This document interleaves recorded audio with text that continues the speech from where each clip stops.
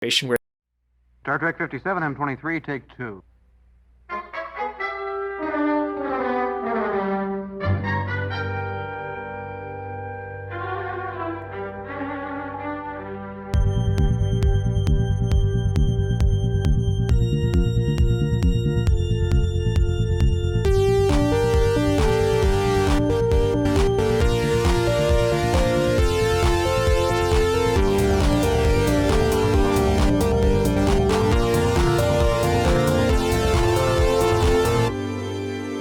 It's Star Trek Podcast.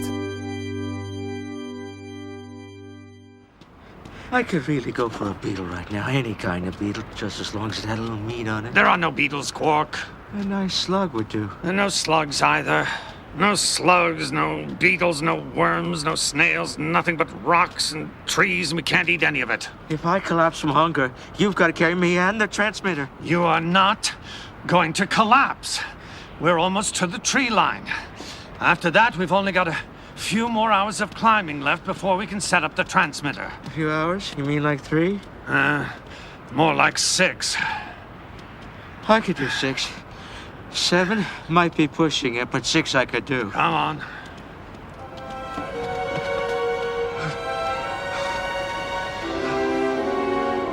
Forget about 6 hours.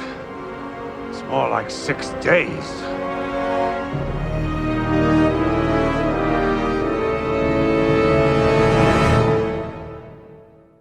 Okay, how about this? Should we start the podcast? I got my notes on some paper. Okay, Jesse's got his notes on paper. I got my notes on a computer screen. And Dan's got his notes on a computer screen. Patrick has his notes set to memory. No, I have them also on a computer screen. He's got a computer screen too, but he's not using Notepad++. Okay. This is all pre-podcast talk. Dan's referencing. it should be part of the podcast. Yes, Notepad++ is a whole thing. Anyway, okay. All right, so... Notepad++. Okay. Good Lord. I suggest we get started because we have a very busy podcast this week for a variety of reasons. I must say that DS9 is kind of a busy show. That's one of those shows where I'm always finding things to take notes about because like there's just a lot of sort of stuff happening. And what's your preferred way to take notes? I take notes in Notepad++ on my personal computer. I need this explained to me eventually. There's nothing to explain. It's just that a lot of us are content to use just regular old Notepad, but Dan has sort of grown in stature professionally and socially to the point where Notepad++. He's not going to accept anything other than engineer Notepad++. He likes things to be like automatically colored different colors or something. I could use Visual Studio Code because that's actually just the text editor. It's just really fancy, so people tend to use it for coding.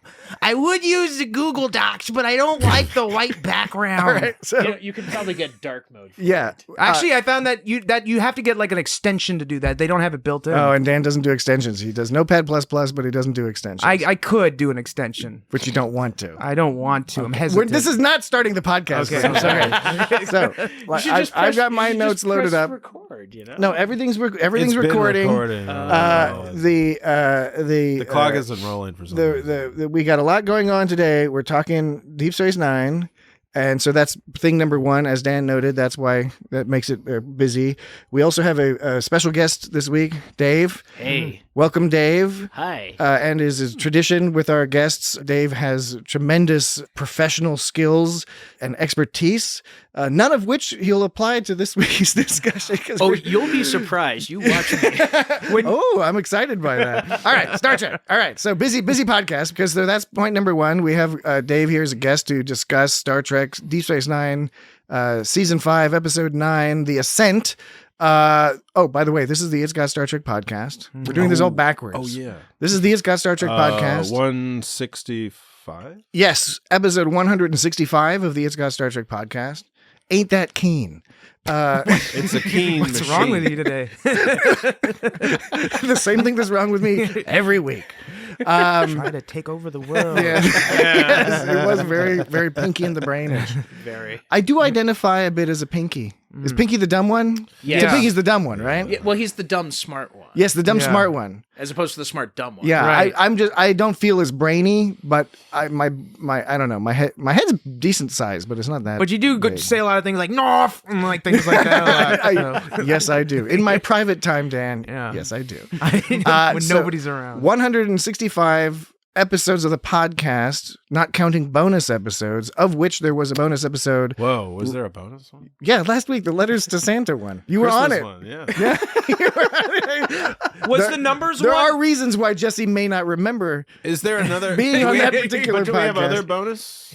Does the numbers Yeah. one a bonus Is one? it Yeah, just yeah, like, there's like the pickle or something? Well, there's the Pickle one, the Pickle podcast, which is not Star Trek. That was an episode. That was our first and thus far only episode. So many pickles. It's not Star Trek. It's not Star. And then we have the Star Trek by the Numbers, which is actually one of my favorite episodes we've done. Oh, yeah, that's a where good one. Dan quizzes us on all sorts of number-related Star Trek That trivia. was a really good one. That was a good one. There was a time travel scenarios one. There was a bonus one. There was like a comedy. No, that wasn't. That was a full That was episode. just a special though. topic. Yeah, there's no Okay. particular rhyme or I'm reason as confused to what we about- determine yeah. as a bonus episode versus. See, that's the thing. I think I just haven't kept straight, which was if the it's classification. Yeah, if it's like a shorter episode that we do extra, then it's like a bonus episode. Fair enough. I think that should make sense, right? Yeah. All right. Okay. So this is a podcast. This is an actual podcast. So Deep what Space- episode of Deep recorded. Space Nine did we do? We already talked about that. We didn't say what No. episode. Yes, we Oh. did. I said we'd said the Ascent. Ascent. Oh, we did. You did Yes, say I that? even Oh, said it was shit. season 5, episode 9. Fuck me. I'm sorry. Well, I mean, okay. After the podcast. Okay. So the title Cool. you think is talking about how they're climbing a mountain? Right, well, yeah, I mean, at the very least, that is one aspect of it. But do you think there's another meaning? It could be referring to Jake and Nog's growth. Perhaps, yes. I don't know. Might be a bit of a stretch. Okay, before we get to that, Because that's the better story. before we get to the Ascent, you guys clearly are all super excited to chat about the Ascent. So before we get to the Ascent, we did get a letter. I'm always trying to start the podcast. We You're got always it. trying to slow me down. We got a Letters and shit. Setting the stage. We got a Christmas Day email from Yep.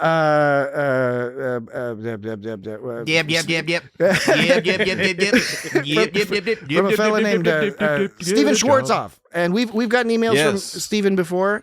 This is about Miri. So Get the your subject Schwartz line is Miri and intergenerational conflict. You'll recall that we discussed Miri a mere few weeks ago. I can't remember. It was 2 weeks ago. It was when the you one had I missed. Yeah, you were out sick. It was I had the Rona. a mere ago. So Dan and I had to talk about it all by our lonesome, and that's always dangerous when it's just Dan and I chatting with each other without Jesse as the stabilizing force. Okay, so Stephen says, "Greetings. In your recent episode about Miri, although everything you said was valid and insightful, I like it so far, Me too. this Sounds bud is going to do a lot of heavy good. lifting. That's fine. was valid and insightful when it came to the meaning of the episode. I think you were not looking enough at the context of the times in which the episode was made. And this. what he's referencing is that we weren't exactly clear on if there was some sort of moral aspect to Miri, right? It was more just like, is it just sort of like an interesting sci-fi The story? 60s generational warfare kind of thing. Yeah, so what he says is, he goes on to say, a serious concern at the time was, what do we do with these rebellious youths we have these days? The two Utes. The answer here seems to be, presumably youths. in the episode Miri, the answer here seems to be an adult, treat them like kids. Slap them around a bit and they'll fall in line. A similar a sentiment was expressed in Charlie X, which we also covered not too long ago. He goes on to say, it is easy for people who did not live at the time. I take it we're all in the somewhere around 50 crowd. Getting there. Yeah. No. Getting there. Oh, Not man. quite, but Not- getting Not there. quite. We're marching along. 50 or less. Marching along that road rather swiftly, to forget how important issues of adulthood and childhood were at the time. They were in flux. The political discord involved a lot of questions of voting age and en loco parentis and so forth. Oh, because that's when they changed the voting age. Yes, in a way that people growing up later might take for granted. Trek here seems to be coming down a bit more on the conservative side than we normally expect. Otherwise, you did not note that the Enterprise discovered there was only 6 months of food left for the kids, That's a very good point. making it really lucky that after 300 years, outsiders arrived just in time. 8 months later, and it would have been just a bunch of rotting corpses. Yeah. Still love your discussions. And last minute Merry Christmas. Sincerely, Steven Schwarzhoff, Olomouc, Czech Republic. I have to say Wow, his Czech Republic. 8 months later, and there would only be rotting corpses, or there'd be a lot of bones and some really fat kids. Oh man. See, I think Yikes. I think you're right there, Dave. That's Yeah. the more that likely scenario. one kid that looked like he was super old. Yeah, with Yeah. the nice like, cheeks. Like he was already ready to like be in like a fight with some dock workers and shit. Well, I wanted to read that because I thought that particularly the main point about not considering the whole the cultural aspects about children and what do you do with the rebellious youth, I thought was a valid point and one we didn't mention. And you could say we're almost on the opposite end now, where people are like, kids don't have kid lives anymore. Their lives are too regimented and they're all like little businessmen. They should have more fun and play in the yard or whatever.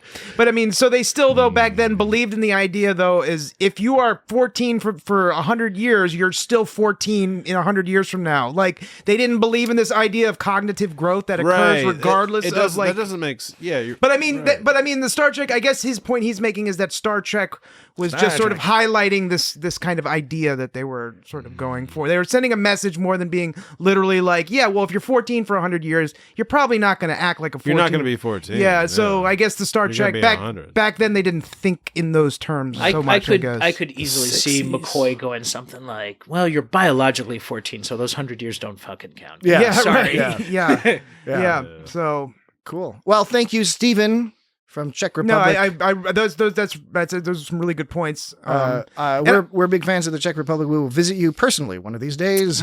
maybe this year. Maybe this summer. We might go there this But we summer. won't tell you beforehand. We'll just show up. We'll find you somehow. It's going to be cute. It'll It's be all gonna be cute. cute. It'll be all like, hey, Steve. And- hey, Steve. I'm Probably surprised. does not like being called Steve, I presume. If somebody says their name is Steven, Steven, they don't want to be called Steve. I'm also surprised we didn't bring up though the point about like it being convenient that they came with at the time that they did. That's because Jesse wasn't here. Jesse would have no doubt brought up that point. Well, I mean, everything in Trek happens like right at the most convenient time Yeah. for it to happen. Right. you It tends to be know? just a dramatic thing. I'm sorry I missed out on that podcast because I had some stuff to say about it. We can. How about this? We'll do a. We'll do a revisited. What we'll do is this. I honestly think we should do this. revisit all the ones where not all of us were present.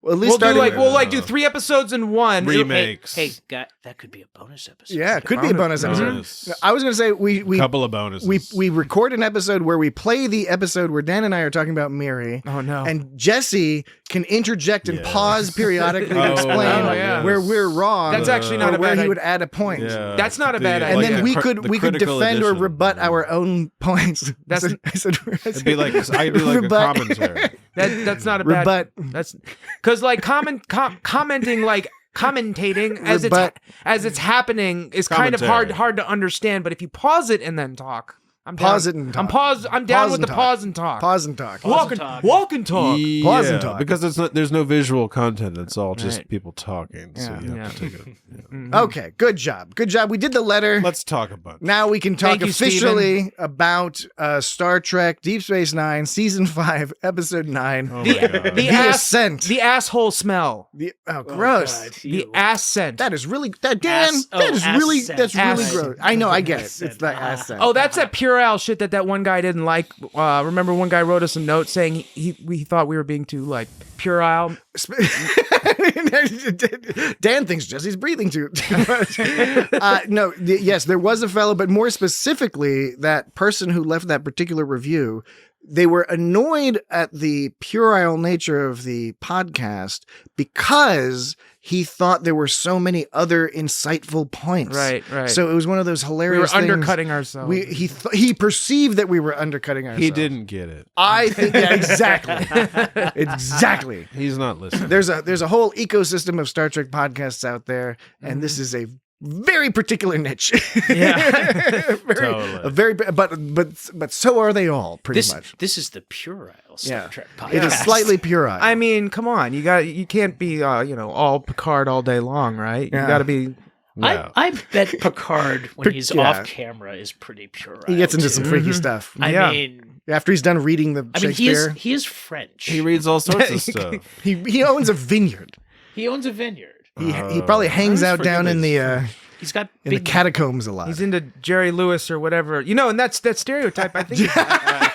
Or wait. That took me a second, but yes, of course, you're right. I bet he is. He must be. He must be. It's still a thing for the French. by Pratfalls that and such century. things. I have my stepdad is from Montreal, and I don't know if French Canadian counts as the same as French. I It's know, pretty French though. but it's different. But but like he loves slapstick humor, and he's like the most dignified, quiet, kind of serious dude. But you get some always balls those jokes guys. in there, balls, Balls? like the Like dodge testicle balls? like in Dodgeball, the movie Dodgeball, when Ben Stiller pumps up his crotch area, he thinks that's like the most funniest shit ever. So he eats seeds, right? This guy? yeah, he eats like millet and rye and flaxseed and shit. He eats millet and he likes slapstick. Yeah. All right. So Star Trek is a global franchise, globally famous franchise that's existed since the 1960s, the mid-1960s. You don't say. And this is an episode. I mean, we advertised that we would be talking about this episode. We still haven't yet. I've seen those advertised. Yes. Okay. So the Ascent. How do you want to do? You just want to start going through it? Going through it. We're starting with the teaser. The teaser that sets everything up because Deep Space Nine is awesome and is really well written, and so everything's set up properly. Right? Yeah. I like is. all episodes of Deep Space Nine. It's a except well choreographed ballet. I like them all except for one. There's one episode of Deep Space Nine that I don't like. The rest of them, all the rest of my life. Which one? Which one? I'm going to let the audience guess. They can write in Okay. and they can guess which episode I I'm don't intrigued. like. Should I know this? Not necessarily. It's not a good episode of Deep Space Nine, but it is Have we not. talked about it? No, it's not Move Along Home. I don't know I that knew we've it ever. wasn't. I don't know that we've ever mentioned it. Ever. I knew it wasn't that one. So write in at feedback at itsgotstartrek.com or on social media at It's Got Star Trek. It's not the baseball one either. Which episode does Patrick not like? It's No, not- the baseball one's stupid, but it's charming. Yeah, right. You Yeah. know? It's got a bunch of racist Vulcans. That's always hilarious. Mm-hmm. Anyway, no, this episode, well written. And what I mean is in this teaser, it's a fairly condensed teaser. It's like, here's Jake. Jake is tall. And Rom is cute. You know, Jake and his dad are talking, and that's all sweet and cute. And then Rom is talking with the Quark with the root beer, and that's all cute. And then Odo comes in, and he's all cute. and Quark gets arrested. It's great. Yeah, and Quark gets arrested, and that's all classic. cute. And then Ram is all drinking root beer, and he's like, I know. bubbly. And Jake gets to wear like cooler clothes when he's sort of like a young adult. When he's finally moving when he's a out from kid. under like his tyrant father's thumb. yeah. although They're still a little silly, Captain but they're Sisko- much better. Captain Sisko wore some pretty cool clothes. Like when he was off duty, we just didn't see him off duty. Oh, all that he got often. the clothes. Okay, yeah. so there was a part where Jake was telling Nog, he's like, I'd be embarrassed too if I was wearing those pajamas. I know. Yeah. So Jake but is. he was wearing those fucking pajamas. So yeah, right. So is he Even sillier. Is he saying that all of Starfleet wears pajamas? Is he saying what some audience members might be thinking is that Yes. this doesn't Yes. look Yes. like legitimate? Yes. Like Yeah, I Yes. think Jake is like, that's why he wants to be a writer when he grows up. He doesn't want to be in Starfleet. I mean, I think that might even like maybe I don't know, maybe in the heads of some costume design people for like the movies and stuff that came after Deep Space. I was like, yeah, you know what?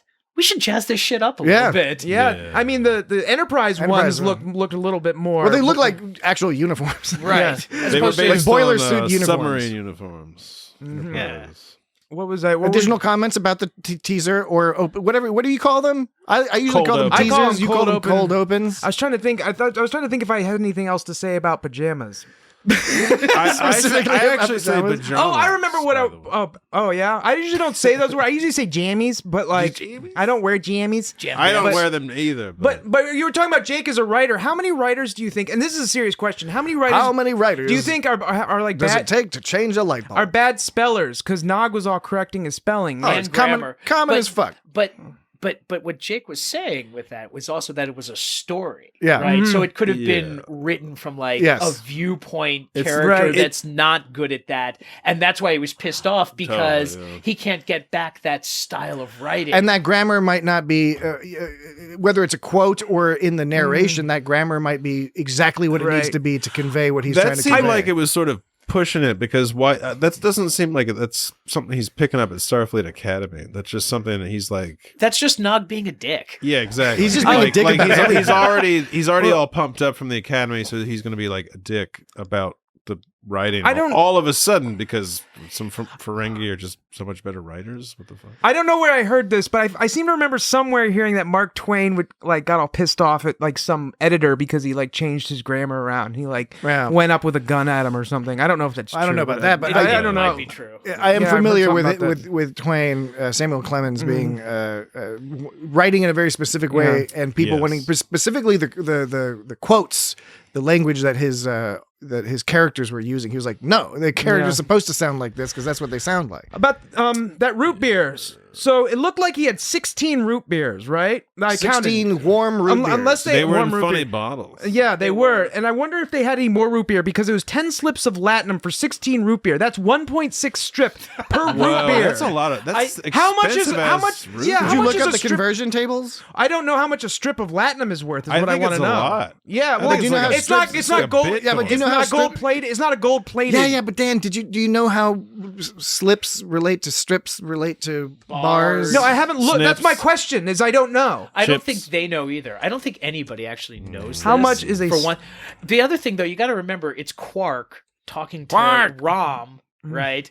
And like right, Rom is the exploitable idiot to Quark's con man guy, right? So it might have cost Yeah. nothing. That's right. He probably. Oh yeah. Well, it does say that 100 slips equals 1 strip. So, and 20 strips equals 1 bar. This is according to Memory Alpha. So what could you get for one But bar why of can't you just latinum? get like root beer from the replicator? That's so what I was wondering too. so this is something I've heard in like other sort of like when they introduced like the Ferengi and all of that in Deep Space Nine and money into like our, you know, fully automated luxury gay space communist federation, which Right. with post scarcity was like the Federation could like collapse the Ferengi economy if they felt like it. They just don't because that would be an asshole thing to do. Well, and part of what the deal Right. is that 'Cause they're even though all it's enlightened. it's post scarcity but not post resource, in other words, you still need resources to do things like replicate. So they conquer worlds. And because Starfleet is a military,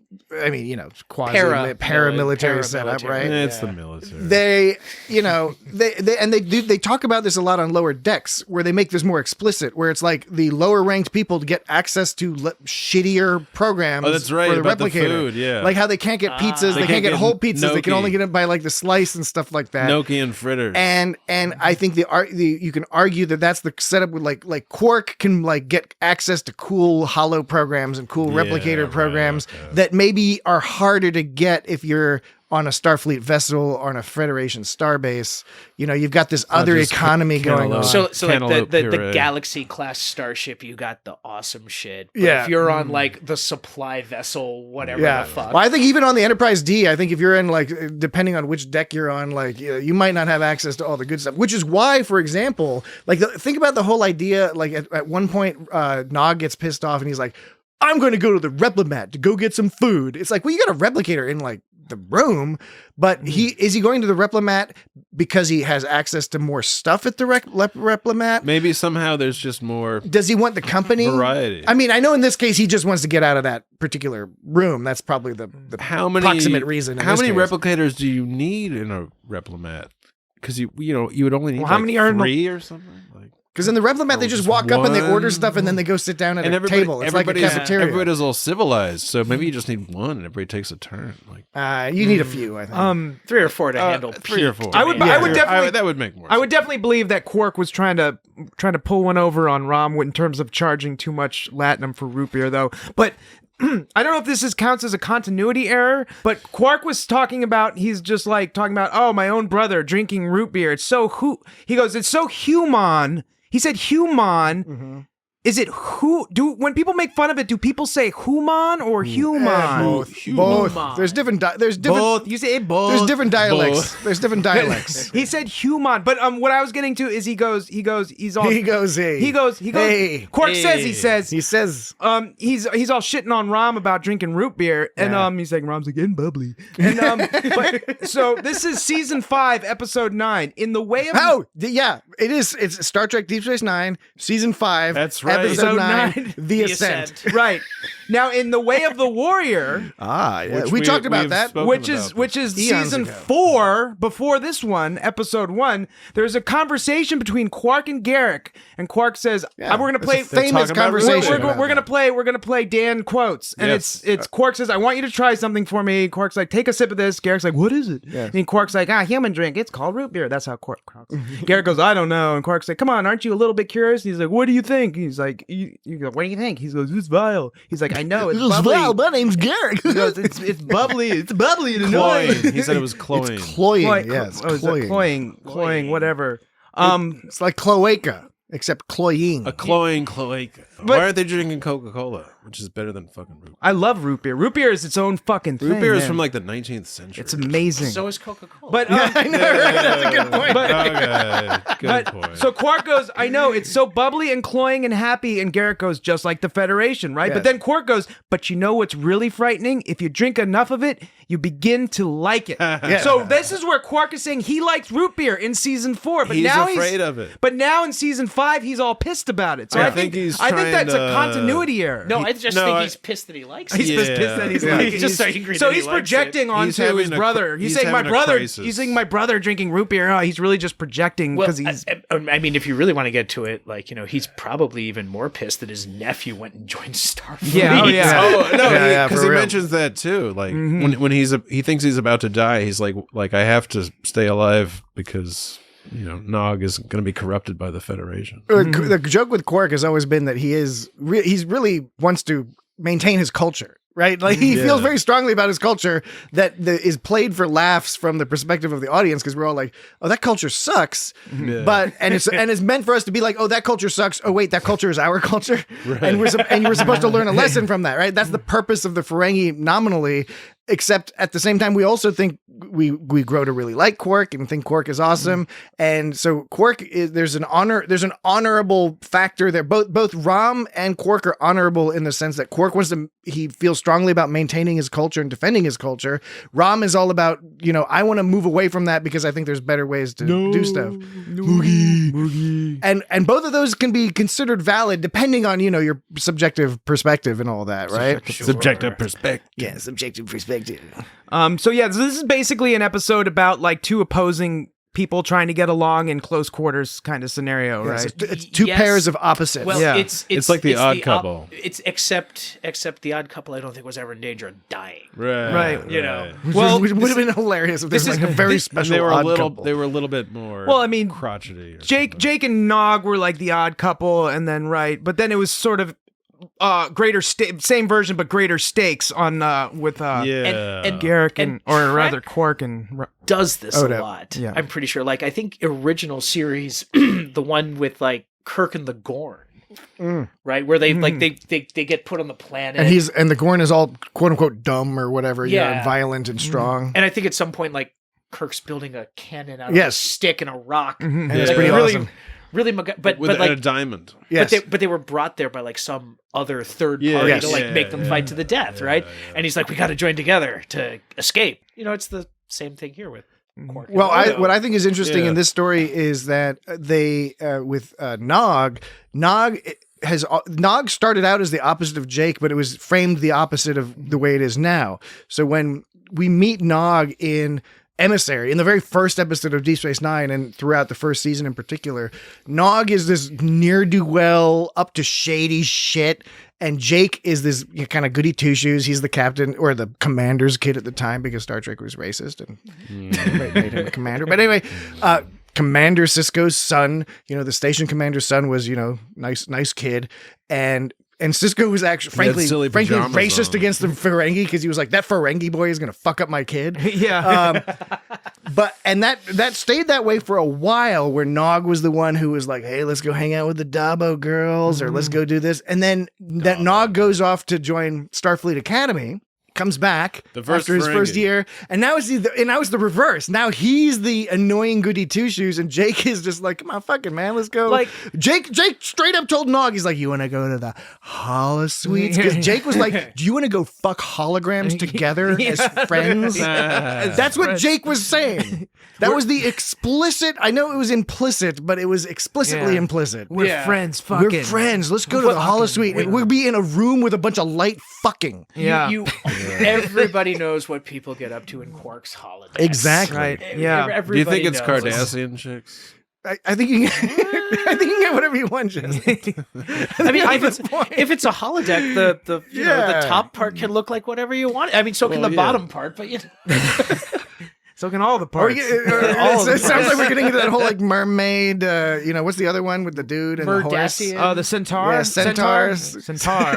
The centaur. Centaur. Alpha Centaur. Centaur. I am Centaur, yes. captain of the mermaid people. So Jake is all messy. He's so messy. Now I've been known to be full of clutter in my lifetime, but I've He's never been known sir. to be full of clutter. But I've never left clothing on my stove or in the oven. He had No. clothing in the fucking replicator. I mean, part of how that was filmed and shot made me think that like it's like, all right, you're overdoing it, right? Is he Like just changing- that was is he overdone. changing his clothes like every he's, hour or he's something and just deliberately throwing them off? He's deliberately throwing shit. he was being on a dick things back to Nog, maybe.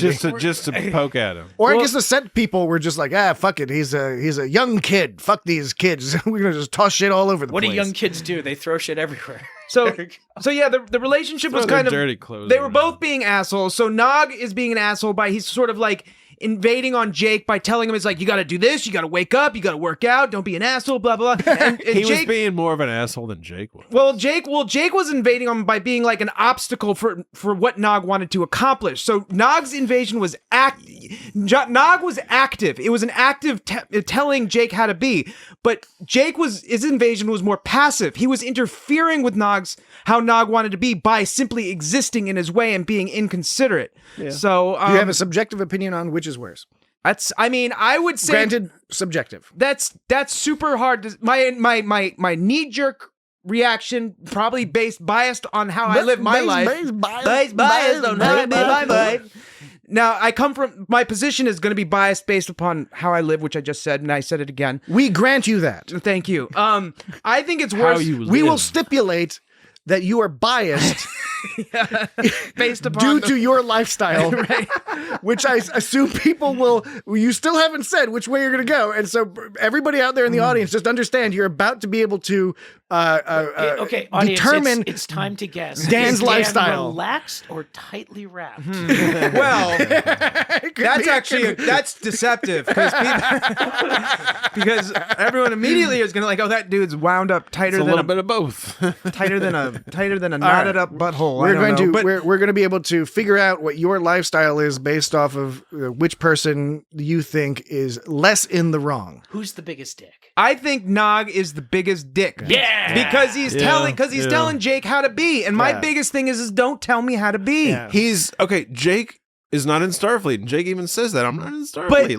Like Nog is in Starfleet, but he can't hold Jake to the same standard. For somebody with like Nog, who seems sufficiently driven and everything like that, Yeah. Jake is a minor obstacle. Yes. Yeah, that's a good Like, point. That's yeah. actually a good Or point. he should be, except I think a lot of this is driven by Nog's anxiety because he isn't coming from an elite Starfleet family. He's the he's first the of first his Ferengi. culture, Actually, of his race. He's overachieving. and yes, overexpressing. He's trying to impress Well, the Starfleet. and then bunch. not just impress the Starfleet. I mean, that's a good Impress point the because Starfleet.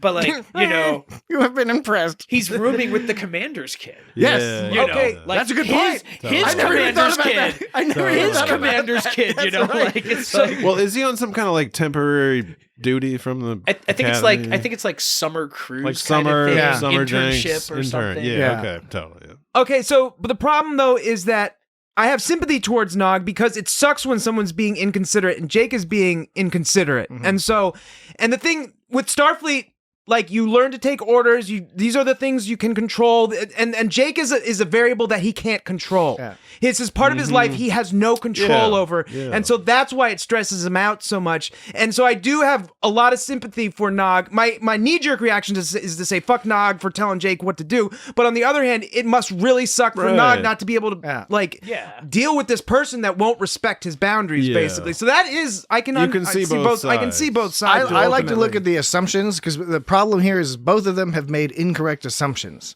And then you can judge the quality of their assumptions and that's one way to decide who is more in the wrong than the other person, granting that they're both in the wrong. And I think I agree with you, Dan, because I think Jake is less in the wrong because Jake has made an assumption that his friend is coming back from college and they're going to fuck hologram girls and maybe fuck some real girls or guys or whatever they're into. Play some dom jot. He's just assuming that. And the thing is it is an assumption. And Jake maybe shouldn't be just assuming nothing's changed with his friend in the past year. However, it's also like that's what his friend was before he went to college, right? Yeah. So it's not like a crazy assumption. Right. No, that's a good point. Whereas Nog, he's just assuming. How are you going to assume that he knew Jake? Like, how is he going to assume that Jake's just going to be into like getting up in the morning? Like, it's kind of offensive. It is offensive. You know what I'm saying? And again, I know I am sympathetic to him, like you said, Dan, because I think he's dealing with a lot of stress because he's the first Ferengi in Starfleet and he wants to make a big, he doesn't want to fuck it up. And so he's trying to not fuck it up. And Dave, your point about him rooming with the commander's son, that's a brilliant point because you know what he should be doing? He should be going with the commander's son and fucking the hologram girls because that's what you would do theoretically if this is all like military, political, you want to get in good with the commander, you want his son to like you. He should be ingratiating himself to his son if he's going to be all political about it. As opposed to, in fact, creating a problem that your Yes. Commander then has to go and solve. Which should have been really embarrassing. Yeah. Like, I'm sure he was. He looked embarrassed by the end of the episode. I mean, he did look embarrassed, and he also was like, but I mean, also he was like, in a way, like the way Cisco solved it by basically ordering Nog back into shape. You know, like kind of puts Nog in this whole thing of like, sir, I object to these orders. Like, yeah, well, fuck you. They're orders. Get used to it. Orders you know? Nog, and he blackmails Jake because he's like, oh, you can just come live with me and we can hug every night. I'm your commander and I'm your dad. At the beginning when he had that meeting with Cisco and he was all saying he was just like he was kind of making some assumptions about how he can talk about like Cisco's son in front of him. He was like, I'll get him into shape, don't you worry. And Cisco even looked a little like, he's like, but he's like, you inspire me with confidence. But then Nog did this funny was that sarcastic? I can never tell with Cisco. I think Cisco was sarcastic. I can never tell with Cisco sometimes. So Nog, first of all, Nog when he's leaving, he does some weird rhythmic march thing, deliberate like march weirdness. I'm doing like he like rotates at a 90-degree angle. Yeah, I'm doing like out. Right now, if you ever saw the sketch with Chris Farley, Man Down by the River, I'm living a man down by the river. I'm doing that motion. That's how I do. We knew somebody that lived in a Dan looks like he's cross country skiing. But I think he is because when he tells Kira that, and she's all like, "No, don't let him down," and then Nog leaves, and she's just like shakes her head, like, you know. Well, it's because he was all like, he said I inspired him. Inspire him. Yeah. Okay, so I think they were both fucking. All right, we need to take a quick break, and then when we'll take quick break, and then when we come back, we will continue our conversation of Star Trek Deep Space Nine, the butthole smell. Season 5, episode 9, the butthole smell, the smelliest smell, the Ascent. I honestly didn't. I should have predicted this. I should have been better prepared. The Ascent, because I did not. My brain did not interpret it that way. I wasn't expecting that either. I know, Jesse. What's wrong with us? We're innocent. I like that it's not what's wrong with me. It's wrong with you guys for not seeing it coming. We've fucking known you for a very long time. There's certain things that we should expect. Okay, we will be right back.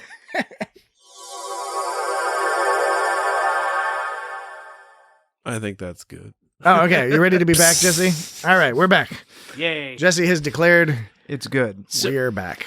You know, the Jake Nog story, like, while interesting, and we focused on it for just now, I don't know. There was a lot more in the Odo Quark Ascent. Yeah. Well, it's more complicated because Nog and Jake, we already know that they have a history of friendship, whereas Odo and Quark like have a history of sort of like rivalry, even though we know that they're best friends. So they love each other, but they're antagonists. They respect each other. Yeah. I think in their own way. They realize in this episode they love each other. I see. That's what they didn't realize it See, before. that's what I was wondering, because when Odo was like looking forward to Quark going away to prison for the rest of his life, I mean, maybe Odo I don't think he was. But the thing, okay, so maybe he was just making it up. I think he was worried. I think he You was think just making actually? it You think he up. was actually? worried? I think that's why he, He went just on didn't the know ship how. with He it. just didn't know how to deal with those emotions. Yeah. You think? So- do you think that? But do you think this episode marked the episode the first time they really started to sort of respect each other, or do you think it's kind of been building up? Or? I think they respected each other Yeah. before that, right? They Just acknowledge because- it here. Just because, like,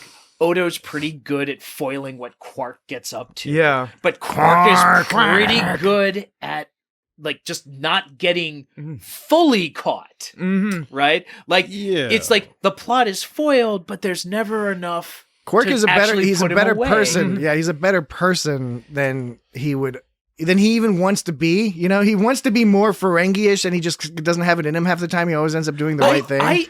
It's really interesting about Quark and everything like that, because he's always played for like comedy and Yeah. incompetent and bumbling, but He's smart. well, he's smart for one thing, because he never gets caught entirely, right? One. But two, Deep Space Nine is actually kind of important to the Ferengi, because the Grand Nagus guy shows Yes, up all the he's always time. hanging out. Early on, Quark is important to Cisco. Just the fact, like he just has an important part on the station. So Quark's never really going to get arrested. Like, Yeah, he's got like a man, stabilizing. Yeah. I factor. mean, I think that Odo, if he could get away with it and just take Quark in, if there was ever enough to actually do it. Well, yeah, Yeah, early on, I agree, and I think what's happened is over the years that relationship changed in some subtle way. But I think neither of them, until this episode, neither of them understood that or consciously realized that.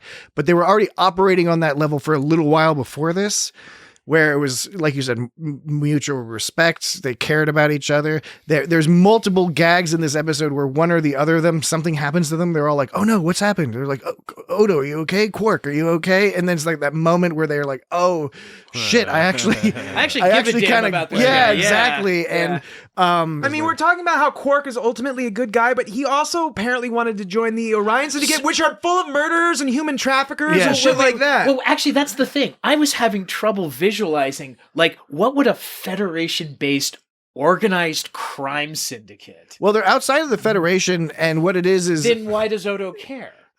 well, because he's outside And the why- Federation too. Well, he doesn't okay, want them messing around on then his where station. where the fuck are they going 8 days away from Deep Space Nine Well, for a grand jury that's going to so- send Quark away? Well, Like, see, that's what the hilarious thing is that it's an 8-day journey, and then when the bomb goes off, they look at their long range sensors and find a Class L planet, and then they land like immediately. Your long range Quark sensors was just actually happen to going to be a testify family. against the Orion Syndicate. but that's the thing. Like, but so where, like, if it's in the Federation, then what is an organized crime? It's not syndicate in the Federation though. That's the thing is the So Orion then where the Syndicate. fuck are they Yeah, going? no, yeah, right. Why are they apart? That's what I was never quite Well- sure why they were like going either. No, like, but they commit crimes that affect and maybe happen in this Federation. Okay, so all you have to imagine is what, your standard, the but you're Yakuza talking about or the whatever. location where they're going. it's kind of, I mean, it's a convenient plot thing, like where, for example, why Captain Kirk would go down on away missions when he's the captain Yeah. of the ship. It's like, why is Odo accompanying Quark on this thing to take him over No, the no. stage? The distance is hilarious because the point, obviously, the point was they had to have a situation where they could put them through this trial that they go through. Obviously. but without anyone knowing that they're missing yet. I know, and I'm saying, no, And that's so why you I'm just saying- make it up. That's what I'm saying. That's why I'm saying. I'm agreeing with you. It's a plot device. It's a plot device. Yes. That's mean, what I was. And it's the Yeah. same way as the plot Yeah. device is that they immediately find a planet in the Right. in the endless void of Well, space. and a also- bomb goes off and they land on a planet. Also, convenient plot device was that their communicator gets fucked up by Yes, the of bomb, course. so it can't send a Right. little automatic And their distress call. replicator. Yeah, and everything else is messed up. And somehow everything on the planet is poisonous. Like everything. except like, except the air. Yeah. well, right, except the air, which Convenient. also doesn't make any sense. Yeah. But so that was one thing I was thinking of a lot, was like, what does organized crime in the Federation even fucking do? And the only thing I could come around to was like really cool replicator stuff that you can't get normally. They in other episodes, including on Deep Space Nine, but there's other stuff like on Discovery and stuff where they're selling weapons and drugs, illegal hologram programs. See, that was the other thing I thought too, was like, it's got to be holodeck programs that would make Jeffrey Epstein embarrassed. No, there's a whole, like, the whole gag with the Federation is that it's not true. It's like, yes, there is this quote unquote no moneyed thing, but it's all overlaid on top of all these other economies and cultural systems that intertwine with each other, so that it's not as perfect as it might seem, which is why you have things like Section 31 and other things like that show that you need a little bit of realpolitik in order to actually run a galactic civilization. I actually always kind of thought that a little bit, that like Section 31 was for like all of like, I don't know, the 31st century conservative gun nut cosplayers who still exist, and like this is just where we put them where they can do less harm, right? Like they can do their little. The problem with that theory is they're like blowing up senators and stuff. But then like they that. actually fucking do shit, right? Because they're assholes, right? They're kidnapping governors, right? And things like that. But then the other thing that really got to me in the Quark Odo bit, right, was when they're fighting at the very end and they're like calling each other stuff, right? And like Quark calls Odo a fascist. Yes. And I'm just kind of going like, fuck, I know it's easy. I know it's an easy ideology. But aliens too? Well, the thing is, you know, can't get away from it. Even the Ferengi. But Quark is like a horrible capitalist. Like that's almost as bad as a fascist. And Odo has been shown, he's changed, he's grown over time, but Odo's been shown to have those fascistic tendencies in that he's all about order. And before the Federation came, there's some flashback episodes where he does some fucked up shit. Which we've talked about. Yeah, but where he's like, oh yeah, the rule says this, so I'm going to participate in a genocide. You know, like, and I was just following orders. And they didn't necessarily push it as far as they could have on Deep Space Nine over the course of Deep Space Nine. Maybe if the show came out later, they would have. But really playing around with that idea that you have a character that you can like, that because their philosophy is sort of agnostic to how people feel about things, they can either be really good or really fucking evil and not change in personality at all. Because that's kind of an interesting conversation you can have about how that's possible. So Babylon 5, the other space station show. Right. The one that I was always fascinated by, but I could never bring myself to watch it. You should. The one that every time somebody says Babylon, like I'm babbling on about Babylon 5. That'd be a great name for a podcast. You should start a podcast. It might be babbling on about Babylon 5. I know. You run out of stuff to talk about. I know Babylon 5 was a good show. I'd never seen a full episode. I just remember it was that show with the CGI that tried to do too much. Like, because it was like, it looked... people with like the weird heads. Yes. Like, well, I mean, weird like hair. Weird hair. Yeah, I'm actually going to talk about one of them just now. I think the CGI. The thing about the CGI is that it was part of the reason why I couldn't buy into it is because I think they were trying to do too much with it or something. But like it was so. I kind of thought the CGI was really cool, but really what stood it out to me from Deep Space Nine was like, here's a show called Deep Space Nine, and like, I don't know, 3/4 of the time it's not on Deep Space Nine. Like it's somewhere else. It's in the Gamma Quadrant. It's on this weird planet that you've crashed on. It's in the Defiant. Like I always was thinking like towards the later, and they should have called it like Star Trek, Deep Space Nine, USS Defiant kind of thing. You know, there should have just been an extra colon and then Defiant. Extra colon Worf. Yeah. Yeah. But so Babylon 5 though, at least like that's all mostly on Babylon 5 and the episodes that aren't really stand out from it. But that's one thing. But the other thing is like they've got this pairing also of like the two characters who hate each other, right? Jakar and Londo. And I kind of, Londo's the guy with the weird hair, Jesse. Yeah, right. Okay. Yeah. So, and I kind of thought like to Babylon 5, right? Because I know those episodes really good, unlike all the Star Trek ones, which I kind of know. Did they ever do a thing where they took these two guys and they threw them into a situation where they have to work together to survive? And the answer is yes. There's this one episode on Babylon 5 where there's this guy setting off bombs. Babylon 5, yeah. Babylon. Babylon. This dude is setting 5. off bombs, and this bomb goes off outside of an elevator, and like Londo dives into it, and Jakar is in there. Oh man! And this is they love each other. Well, and the elevator gets stuck, and there's a fire outside, and then shit. they got to chat with each other. Well, sort of. Like, this is after the Centauri, who are Londo's people, after they've like genocided Narn again, yeah. And so Londo's really pissed off, or Jakar's really pissed off, and he's like Londo's going like, Jakar, you got to help me get out of here. And Londo's like, or Jakar goes, no. He's like, what? Why not? He's like, well, I could kill you right now, but you said that for every Centauri that gets killed by a Narn, you'll kill 500 of my people. So I'm not going to kill you. I'm just going to do nothing and watch you die. Oh yeah, that's classic. And there's part of this like classic situation. And Jakar's just making fun of him and everything like that. He's like, they're in the, and they like some lawyer ball. Yeah. And they don't end up working together, and they still hate each other afterwards. And I just thought it was like this great sort of contrast. It is funny like to do Odo it because I mean, Quark, you could say in this episode that the whole Quark and Odo thing, it's where it's going to go. I mean, you're gonna and they do a good job of undercutting that a little bit at the end with that little gag where the Quark is all like, I totally meant everything I said, and then Odo's like, yeah, and they laugh, and it's all charming, but there's still it still ends the way you expect it to end.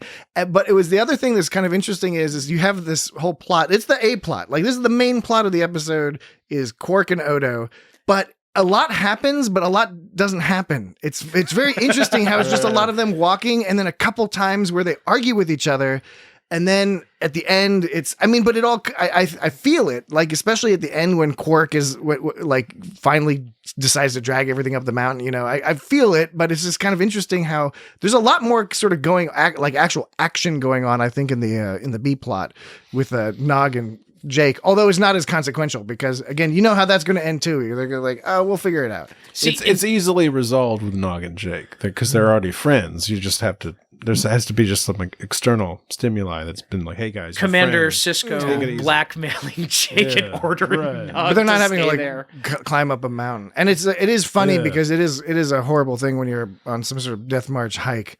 And you think you're almost there. And then you get up to the top of the hill and you're like, oh no, it just keeps going up higher. They did the thing where Odo was like, I was gonna say, is Dan gonna mention the thing? The thing where Odo says, like, they're like, there's like, 6 more hours, and they get to the top, and you're like, 6 more hours, they're almost done. They may not be able to make it. 6 more hours, oh my god. And then they get to the top, and he goes, 6 more hours. More like 6 days. Yes. Or 6 more days. 6 more days. I don't remember the exact line. Yeah, but so I don't remember the exact line. Dan has a thing about this game. 6 more hours. More like 6 more. Wait, we can look it up. Dan's going to look it up to get the specific quote because he has a thing about people doing this particular cliche of comparing a small amount of time to a large amount of time. By using the same 6 denominator. minutes, more like 6 hours. Yeah, by using the same. By just elevating it by an order of magnitude Order of magnitude, right. Although, in Star Trek 2, it's part of the plot. Because Spock is doing the whole thing like, if we are Spock's all plot. Sorry, just the way you said that was awesome. But it is. It's part of the plot. Where Spock. Quat-Malat, part of the plot. The Quat-Malat, we're part of the plot in Star Trek Picard. Okay. What were we talking about? Oh, yes. Star Trek 2, Spock is all like, if we go by the book, then like hours could seem like days. And then Kirk is like, oh, okay, I got it. I got what you're saying. And then Spock is all like, hey, it's going to take like 2 days to like fix the ship. And Kirk's all like, oh my God, 2 days. Are you serious? That sucks. But like, Spock meant 2 hours because the code is that the genius Khan could not figure out is that the code. It was a misunderstanding. But in that case, it doesn't quite like it's the same thing you're talking about, Dan, except like it's a ruse. It's appropriate. It's a ruse. This one, Odo goes, forget about 6 hours. It's more like 6 days.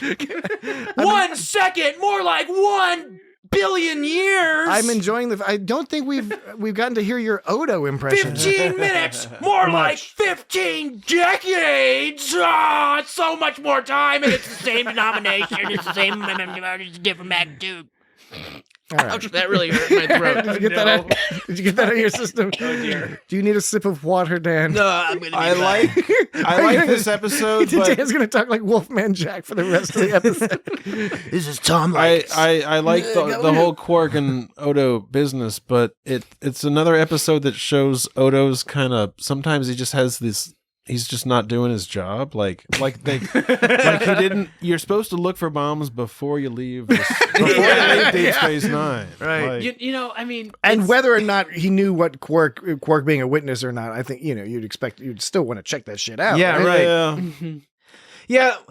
I mean, I keep wondering also, like with all the high tech shit they got, how do people keep fucking bombs everywhere? Yeah. Like that they're not supposed And, to. and Probably have operatives. Quark on the could hear station. that with his Ferengi ears. Like, why couldn't they scan for that? Right. I like though when Quark, when they found the bomb, Quark immediately knew what it was because Quark's savvy. But Oh, he it was, looks like a bomb. and he though. was like, Yeah, it did does. kinda It look looks like, evil. looks like a fucked up monster future bomb. I mean, can you imagine how great the episode would have been if it came over and like stuck his head over and was like, oh yeah, that's a Roomba. yeah. It's cleaning the ductwork. So I'm like, when Odo suggested it was something with an anodyne circuit, Quark was like, it's not an anodyne circuit because Yeah. of the hissing. But anyway, Yeah, so those make a hissing sound, not Yeah, a buzzing sound. so This Quark- was a buzzing sound. Quark knew all about anodyne Quark. circuits, and I'm guessing that's because he's trading equipment and fixing up holosuites and things like that. He but knows stuff. But then later, then right in that scene, a few lines later, he tells him beam it out, but at least try to channel the explosion through the transporter buffer, which was a pretty on point thing for Quark to say. Yeah. Quark knows his shit. He knows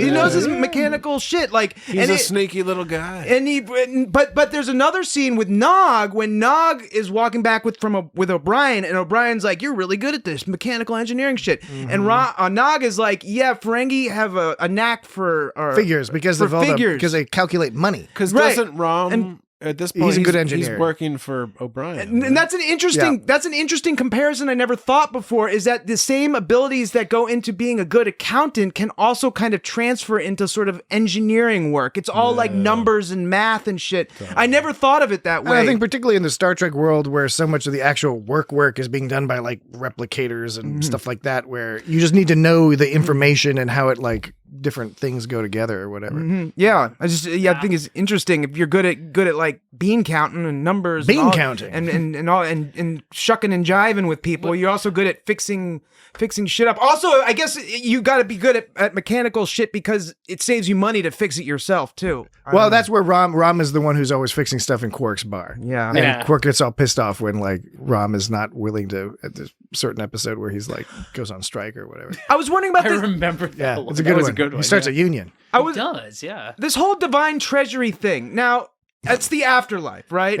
Yeah, So, you got it. So in a Ferengi afterlife, you need money in Money. the afterlife. Yeah, you got to sell off the body parts. So, or do you think Ferengi just like to look at treasure because they think it looks neat? Do you think they just like to hang out with treasure, even though, like, You think they take theoretically, a swim in it like Scrooge? like McDuck? Scrooge Scrooge McDuck. McDuck. I'm actually thinking that the divine treasury has got to Yeah. be the Scrooge McDuck money vault. Now, so the question is money worthless in the divine treasury afterlife? Well, it doesn't matter. Like, even if shit costs money in the divine treasury, it's the divine treasury. You have all the money you could ever want. You got so it. why do No, you you're need making money? an assumption there because I don't think that's. I think the idea is that although it's not spelled out, I do think the idea is like the richer you are when you die, the better you'll do in the divine Like treasury. the more of the divine treasury, but I would. So you don't think the divine treasury is infinite? I would think that it would be infinite riches. No, I get what you're saying. I think probably what you need the money for in life is because you got to buy your way into the divine treasury. You got to buy, but once you're in there, why do you need all the money? I in know. there? I bet you because I just don't imagine a Ferengi philosophy that does not, in some fashion, I agree. maintain Yeah. a hierarchy based off of wealth. Now, I think it could take a different form, as in maybe there's just no fucking poor people because they can't buy their way in, right? Maybe afterlife is like all sorts of shit, and the divine treasury is just one part of the afterlife. And if you make it into the divine treasury, you can leave and buy shit from outside all you want and bring back. I don't know. That does but sound pretty I cool. think they probably just like looking at the stuff too. though. If the divine treasury is Ferengi heaven, what's Ferengi hell? Yeah. I Probably guess like just always in debt. I guess pauperism. pauperism. Pauperism. Pauperism. Pauperism. Not to be confused with priapism. No. Oh no. Oh no. Yeah, call your doctor. Actually. You have to look it up on the internet. No, I'm not going to don't look do at that. this. Is my Type work it in. laptop. I'm not looking that up on my work laptop. Don't do that. Yeah. All right, what were we talking about? Oh, we were talking about the Ascent. Yes. Which was Yeah. Star Trek Deep Space Butthole Nine. smell. Sorry, I'll stop saying that. Season They crash 5. landed in California. Episode 9. What happened in California? They crash landed in California. They Yeah, had to it climb filmed up a on mountain. location. Oh, Mount- they climbed up Mount, northern It was so California. cold, but they still had trees.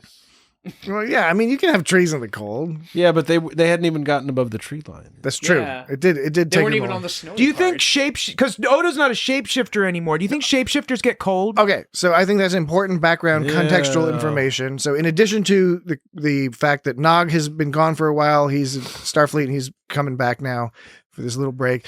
The other thing we need to know is that Odo is normally a shapeshifter, but was punished by his people for a crime he committed. They perceived he committed, and their punishment was to turn him into a solid, like a. They didn't do him a solid by turning him into a solid. No. Wait, So It's a now good he point. eats like soup and shit. Yes, so now that's why he can break his leg, and that's why Yeah. like he's all complaining that he Hey, can't you turn know- into a you know, magic goose or but something. for somebody- Oh God, Dan is wow. I'm wagging my Dan is finger. brandishing his finger in a violent fashion. Yeah. For somebody who never felt pain before, he takes that leg break rather well. You'd think that would be the worst shit he's ever felt. I mean, Maybe- yeah, but he's also a stoic guy. Yeah. Yeah. Yeah, maybe he was just really perplexed by it. Yeah, it's like this is. But I mean, new. that was a bad break. Like, I mean, Yeah. it wasn't just like one of those. Oh, like, that was gross. Oh, it was super They gross. didn't need to do all way. that. They didn't need to do all that. I love when a TV show does that, especially a nominally, maybe not a kid's show, but nominally, just a- family. yeah. It's a family. And it's just every now and then it's just like, oh, here's just something briefly horrific. yeah. Like on TNG in the conspiracy one when the guy's head Oh, explodes. yeah. With Right, the, that was just the hilarious. aliens. Out of the fucking blue. There's like mealworms and stuff.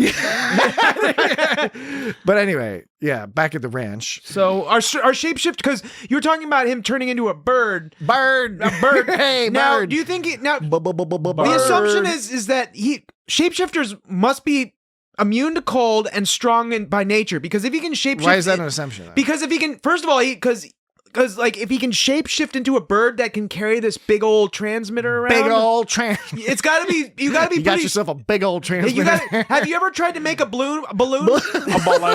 Jesus Christ! Have you ever tried to make? balloon? Have you ever tried to make a Balloon? Have you ever tried to make a balloon float something away? You need a lot of balloons. You to need do a that. lot of balloons. So You do need a lot of balloons. if you're a bird, a bird with a balloon? You need a bunch of balloons. Birds don't need a balloon. They can you're just fly. If you're a bird that tries to carry a heavy thing, you have to be pretty strong. What So, about an like, ostrich? are you talking about like a couple of African swallows? we're not getting Tied into this with whole the coconut? Monty Python thing. No, You no. were the one How that sort of many- implied it when No, talking about a I was bird not- carrying. No, I How don't- much I- balloon I- do you no need for part an was I ostrich? even thinking about Monty Python. Okay, but you're talking about birds carrying Look, stuff. the point I'm making is that Odo can't shapeshift into something stronger than he already is. So if he can transform into a bird that can carry this giant transmitter, he must be pretty strong to begin with. So I'm making the assumption that shapeshifters are strong. They don't have muscles, and how come shapeshifters can make a muscle structure and bone structure, but they can't make a face structure? I don't know. It's Well, some of them can. it's Some of them are cultural. actually quite good at shapeshifting. They make the comment that Odo's just not good at human faces because there are other But he can changelings still who make- are good at it. They Bajoran they faces. pretend to be people. So where does- hence Rom's whole So- concern about Nog being a so changeling. where does I'm wondering now how all their inner bones and muscles work then? bet, If you, it- bet you are. how are you able to move your legs around and shit? Anyways, shapeshifters must be strong. They must be strong. But he's not a shapeshifter currently. I know he's not. But do you So they've think locked him into some regular old human fit and shapeshifters don't get human aged shapeshifters 55 or something Shapeshifters like don't get cold because they can turn into an animal with fur that can deal with the Yeah. cold. So shapeshifters don't get cold and they're strong. Or they just don't feel cold. Yeah. Or they don't feel cold. Yeah, Yeah.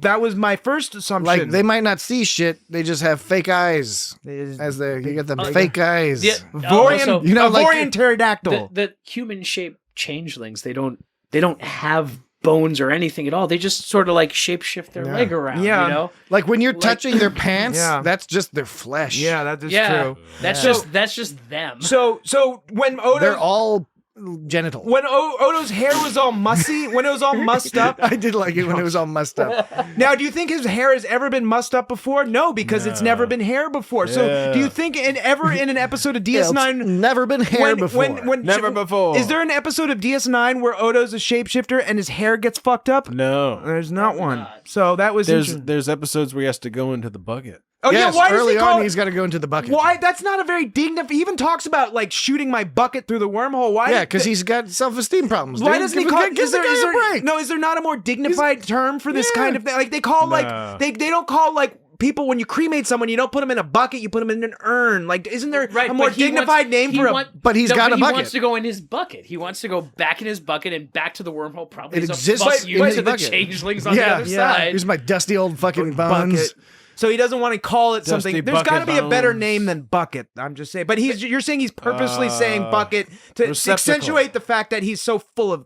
He's so Well, bitter. I think Dave's right is mainly it's because it's a bucket. That's It was what it is. previously referred to as a bucket. But an urn is just a vase. yeah, but you're not Right, going to. but he He's doesn't always want called it a an bucket. urn. An He urn's a wants box his now. bucket. Yeah, and so why doesn't he call it something more dignified? Because it's his bucket. You'd have to fill out a form or something to tell everyone that it's called something different now. I'm just saying, like you don't call an urn a vase. You should call it like a But it's not an urn. It's his bucket. you should call it a regeneration container. or Look, if something. you put it, Dan, if you put in your will that you wanted your rotting, bloated corpse to just be placed into your car, Call it as but instead of car, you said your like metal chariot, like, and you never called it that before. We're gonna be like, what the fuck is he talking about? His metal so chariot? why hasn't he been doing this all along, calling it something else all over No, the very Dan, start? you've presented this, and now you're arguing again. This is the classic. because it's his bucket. Well, this is crazy. But no, from the very beginning of DS9, He called it a bucket. He shouldn't have. What I'm saying is, why is he calling it a bucket? Because he has self-esteem problems. And it's a bucket. It's a bucket. It looks like a bucket. I mean, it's a bucket. Or you could call it a pot, maybe. I like Dave's answer, but your answer is not acceptable, Patrick. What? Then you could call Because it a it's a pot? bucket. Just call it something else. Call it, like I said, A receptacle? Just say, here is my regeneration A can, Here's an my Odo can. call it here's my regeneration container. or But something. but Odo's not into that hippie bullshit. He's Yeah. a fucking fascist. Yeah. Okay, He doesn't want to call it a I like regeneration Dave's answer. I think Dave's answer offers some pretty good. explanation. He's just like saying the same thing. We are kind of. You're saying why does he call it a bucket? Because it's a bucket. I Why think does he you call it a just bucket? It's a bucket. That's what Odo calls it. I think you're just biased in favor of our guest, which I'm fine with. It's No, okay. I It's just fine. see- It's nice to be it's just- polite I to, enjoy to the guests. bias. If yes. I had a regeneration container, I wouldn't call it a bucket. It's not though. It's just a I'm bucket. I'm gonna cut out that sound clip you and call use it it a for my own basket? purposes. Dan's like, if I had a regeneration chamber, whatever you call it, Container. regeneration container. Would you call it a cauldron? That would be better than a bucket. Better than a bucket. Yeah, okay. That would be better than a All right. bucket. How about this? We'll take our next break, and then we will conclude. When we come back, we will conclude our discussion. Star Trek Deep Space Nine, The bucket Season show. 5, Episode 9, The Butt Smell. Yes, exactly. There you go. All right, we'll be right back.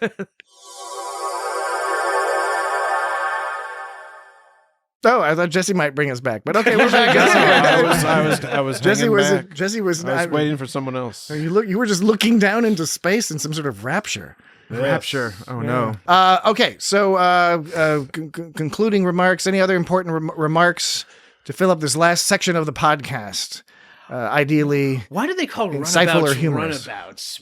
Like they 'Cause, don't. yeah, 'cause, they you don't know, have. They don't have because legs. this is sort of jauntily sort They of. don't you have know, legs. Why don't they call them like Maybe they originally long-range had legs and then they shuttlecraft were or something? Right, right. If you ask Patrick, he would say you call it a runabout because it's a runabout. I mean, but it is a runabout. I propose that they probably originally had legs and it weirded people out. And I would be weirded So they out by, removed like, those from the space prototype, but the name stuck. Imagining a runabout, the Like when shuttle running around the when they station on land. 4 legs, going. Hey, maybe it's just more Like efficient those- than using the anti-grav generators or whatever. Like those robot dogs. Robot- Yeah. The robot I dogs they just show. think They're the running Boston around. robotics Oh my God. dogs Yeah, and right. everything like that. Yeah. The runabout and everything. Exactly. Like running by in the background. And Yeah, everything. that would be amazing.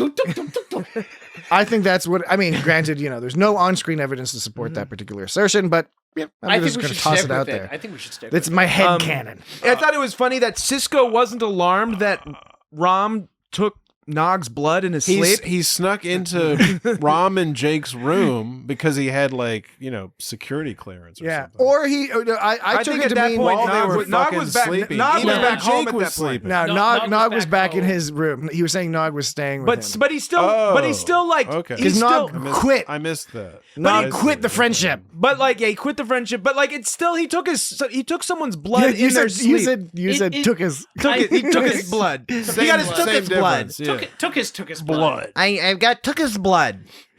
But maybe it's just meant to be that, at this point in Deep Space Nine, being a little bit paranoid about, is everybody a changeling but me? Yeah. Is acceptable. Yeah, maybe it's acceptable to steal people's personal fluid from their body when they A sleep. changeling is Their going to act precious more like the blood, person they're bodily trying fluids. to imitate. That's against the law. You can't just take that's privacy laws, right? Cops can't just take your fluid unless I think they can. I think it depends on the cops Well, no, it depends on the situation. I think and the jurisdiction. I think you have to sign something first before they do it. If a cop arrests you, they can't. If a cop arrests you, they can't. I'm pretty sure they can't just take your blood and test you unless you agree to it. Now they can say if you don't agree to it, we're gonna fuck you in the face or something. But This has been another episode of It's Got Laws with Dan. Okay, look. No, Never it's a mind, good never one. mind. No, you're right. You're right. I would you're right. listen to a I don't whole know. This is 8-part not series. This is not legal advice. I don't know what I'm talking about, but I'm just saying. Anyways, point being is These are how not the do you- views of It's Got Star Trek. How do you take someone? I want to hear Dan's views on whether or not we legally owe taxes. Maybe we don't legally owe taxes, if you but don't you better sign- fucking pay. If you don't sign the paper, you don't have to pay the No, tax. if a police officer, I'm a sovereign citizen. in most situations, I think if a police officer's we want to drug test you and take your blood, you can say no. Your blood, take your blood. Now- We're vampires. But We're vampires dressed What in hap- blue. What if the cop says we want to take your blood and test to see if you're a changeling? I think you have There to you go, guys. consent then. Okay, I you're don't right. think you can just. I mean, That's they're- for freedom, right? That's for And in freedom. the Federation, at some point, they're under martial law. I don't Yeah. think, not at this case. But, Okay, well it's That's a different episode. Okay, that's it's a Starfleet administered space station. So let's bring it to the practical question: is how? All do you, right, let's do it. How do you take someone's blood in their sleep without waking them? Hypo spray. Yeah. Hypo sprays don't hurt at all. It's the Yeah, future, no, they don't. baby. That's the whole In thing. theory, they don't. I think hurt. in They shouldn't hurt. Enterprise they hurt. They Well, didn't- that's- Enterprise those is are a old fucking. hypo Those are sprays. old centuries Yeah, earlier, that's a man. long time ago, man. They didn't wear pajamas back then. Those are, and probably in Or pajamas. in Discovery when they jump forward to the 31st, they just beam the shit into Yeah. you or out of you. You know. I mean, really, they should have been doing that way earlier. We've discussed it So- before. Why don't? Is the reason you don't see toilets because they just beam the poop out of you? Yeah, You know, probably. Do they beam the baby out? it's- I know it's they just beam the baby out. They beam the baby out in an emergency, but beam why? the baby but, out. you just beam the baby out. Well, okay, so the hypo spray. That I mean, makes, I understand the potential advantages to immune protection that you get delivering the baby vaginally. So Beam I the do baby respect out. that. It's called a However, Scotty section. however, you can just beam the immune protection in. you just beam the baby out, beam the immune protection in. That's right. okay, so the beam hypo it right in there. Do a fecal transplant. Just with boom beaming. the baby out in one maneuver. Yes. I'll take the baby out, put the poop inside. That sounds very. You're simply describing modern medicine. very unsterile. Okay, the hypo spray makes a hissing noise, so that implies it might be. Dude, how light a sleeper are you? I mean, it might. You could do all sorts of No, shit to but- me. I'm just, hey, Dan. I'm It just might stating. blow air on you. I'm just stating for the record. You could do all sorts of shit to me while I'm sleeping, and I will not wake up. But, Oh, but, yeah, but, dude. but also if he's taking the blood out It would with be a hypo sucking. spray, it's a Yeah. hypo, It's a hypo suck. suck. Yeah. So you would get sucked like someone's kissing you in your sleep. You get a hickey, That's how I get kissed. kind of, or something. Yeah, a hickey, right? All right. Odd channel of conversation. Next point. What's our next point, Dan? Or Jesse, snail Dave?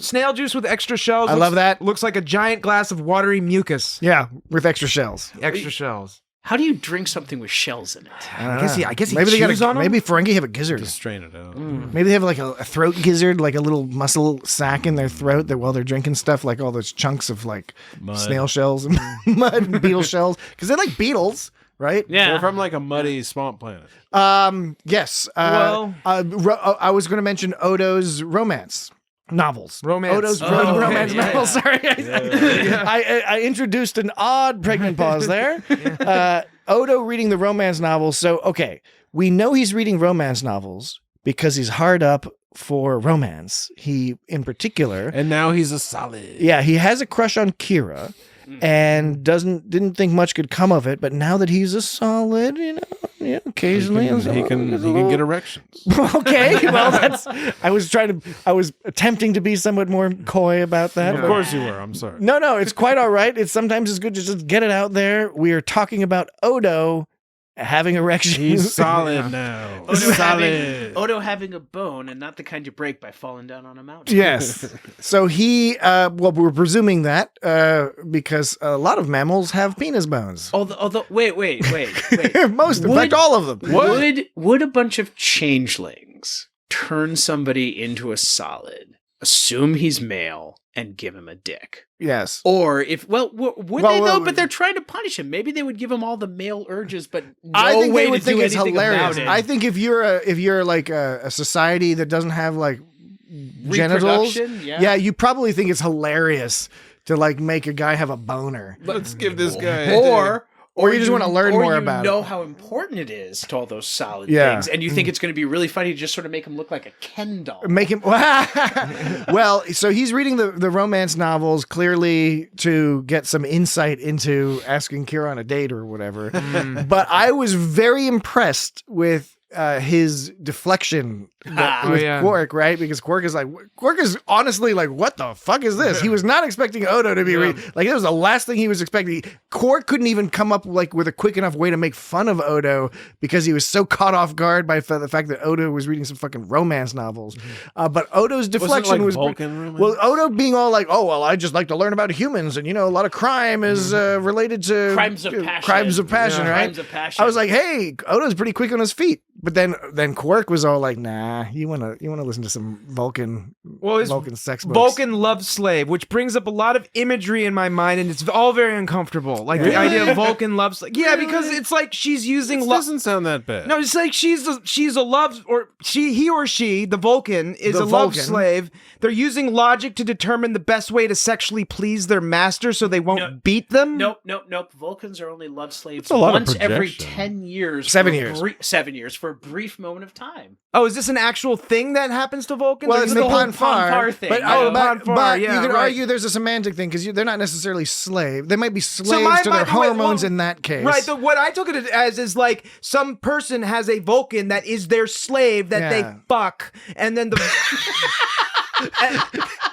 Could you say that again? Maybe rephrase that. And the Vulcan, and it's the book I'm imagining is all about the Vulcan being like, how can I logically please my master sexually so they don't beat me more? Do you think that it's horrible, and it yeah, makes me feel okay. uncomfortable. I get where you're coming from. The question for you is, Don't be so suburban. This guy in his quotes. The other day I was listening, and he said something about like, or what was it? No, I think you brought this one up. It was like, taste was the spectacles of the mind, or something like that. Taste was taste, the spectacles of reason. Stop the podcast dead in its tracks. Yeah. That was eons ago. That was like one of our earliest podcasts. Jesse's always right there with Don't be so suburban. some sort of intriguing turn of phrase that makes us think for years and years afterwards. But the question for you, Dan, is in this Vulcan love slave scenario, which, by the way, Quark had a first edition copy. He didn't have it on a pad. For some reason, he had a copy of it, like on a book, like a book. Well, maybe he had a copy of the first edition text printing. It's a flex. It was a yeah. It is. Flex. It is a flex. It is. Yeah, it's a speculative. flex. See, Speculative ownership. I'm a book nerd, so I didn't even consider a first edition actual book. I was thinking, like, does it retain all the typographical errors from the original printing? Because, like, when I'm reading like Lord of the Rings stuff, like the history of Middle Earth, Because you're a book nerd. Because I'm a book nerd. Because you're a book nerd. Well, what would you call it? And I'm mean simple. by that, sir? I see. You've set up this sort of like You set it up. No, you've set up You a dialogue in which case one cannot be a book nerd without making the other person a simpleton. Well, you said like, the way you thought of it, Dan, was cute, but the way I thought of it, no, because I still haven't gotten to my point. Okay. Which I'd very much like to make. okay. We'll see. When you make this assumption about this Vulcan love slave, are both or all the entities involved Vulcans, or is it the Vulcan love slave, the only Vulcan, and the other people are somebody else? My assumption was Or the love slave is somebody else to the Vulcan. yeah, I assume that the only Vulcan in this scenario. Grammatically, that would work as well. What I was thinking is that the Vulcan is the only. The love slave. Interesting Vulcan that you is- would assume that. The Vulcan love slave is the only Vulcan in this scenario. I wonder who wrote like the Vulcan love slave. Probably some human. That's Sabak guy. I kind of it was Cybok. I kind of assumed that it was. I kind of assumed that it was a Vulcan romance novel for Vulcans, so that all the characters were Vulcan. But Vulcans don't read horny shit like that. No, but I'm saying there's nothing to justify my assumption any more than your assumption. I think it says more about us than. Well, that I might be right. would think it was written by anybody but a Vulcan. Yeah, see, I think there's a good argument to say that Vulcans it's don't- like it's just like some sort of racist, stereotypical bullshit. Vulcans don't read shit like that. That's How do you know? Because they're not into being horny unless they have But to. they No, are. that's all. Vulcans, everything Vulcans say is bullshit. But they don't like read. everything. They don't read stories They about fucking being lie. Yeah, they do they illogical do. shit. They don't have porn. Come Vulcans on. don't Of have course porn. they have porn. Everybody's Wait, got wait. porn, dude. Every 7 years, Vulcans get horny Yeah, enough that's- that they'll they- kill they get anybody who lemon- gets in their Physical way. though, No, they don't I enjoy think it. not They only don't. do- They don't. They look. don't bathe in their horniness. Oh, I don't know. Spock looked pretty enjoying the I whole think- Pon I didn't Farr see. shit. I didn't see any fucking internet porn that he was looking Here's at the or deal. anything. Oh, Here's they don't the have the deal. internet. That's why. Yeah, in Star Trek, remember, they never invented the internet. But I do think Vulcans have porn. I think, like Rule 34. And it's really weird. I think in Vulcan society, Rule 34 is actually rule number 1. yeah. I think it's like rule number 1 is if there's something exists, there is porn of it. Vulcan Alright. porn probably has tentacles in it. It's Oh, yeah. probably like hentai It's some hentai. porn. It's Yeah. consentical. No, it's probably just tentacle. They call it tentai. All right, we've discussed this before. Yeah, But dear you have- Lord. You have Now we're going on hentai. a fucking- You have hentai, and then a subset of hentai is tentai, which is tentacle porn, which actually has a long, hundreds-year-old history in wood carvings. tentacle long. And then, Patrick's really impressing us with but- this knowledge. but the problem is a lot of the tentacle porn is, or at least appears to be, non-consensual, and this justifiably upsets and disturbs some people. So there's a whole newer subset of tentacle porn called consenticles, which is women, usually women, it can be men too, but usually women having sex with some sort of tentacle creature, but clearly into it and clearly conveying consent through their... Is this better? I don't know. Consentical. This creates a weird fantasy I that remain becomes. out of it. I have only becomes intellectual a little, interest it in this becomes area of art. delusional in a different way. I don't know. I bet you could buy a nice tentacle from the Orion. Well, it's all Syndicate. it's all fiction. Yeah, you're goddamn right you could. All right. Other romance novels. Any other points? Star Trek. DS9. when Quark. There's Quark, and then there's Quark. Odo is Quark. The Grand Nagus is Quark. When Quark was counting his steps, do you think was he counting all of his steps With an odometer. I think what he was He's doing. got a Fitbit. I think- Federation Fitbit. No, what was he doing? Was he counting because he wanted to see every? He said every step I take down That'd be means. a pedometer.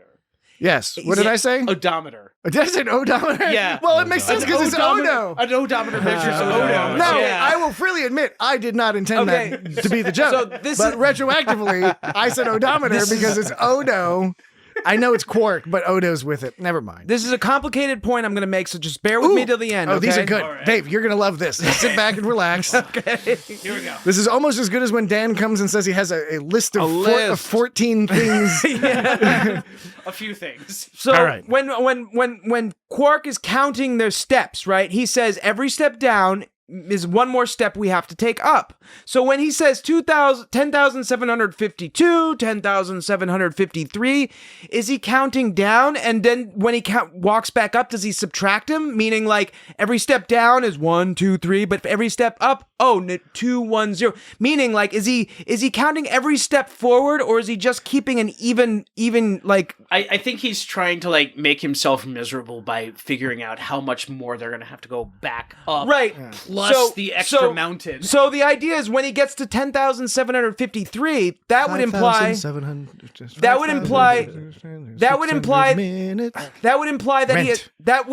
that he would have 10,753 more steps to go back up to bring it back down to 0. So you're Yeah. correct. Yes. Yes. Yes. You're correct. You're correct that this was a complicated point. I think the resolution possibly is more simple in that he's counting down, and then he just remembers that number, and then you just when you start going back up, you can just start counting from one. He's counting and match it. Well, to the, what he's doing you don't have to count backwards. As he's going down. Right, he's counting up. Yes, and as he's going up, he is counting. See, that's down. what I was thinking. Yeah, and that Patrick is saying like he's just counting up, remembering the number, and then counting. Yeah. I'm speaking just in terms of now. Granted, I think Dave. I'm on with Dave on this one. I mean, because I've done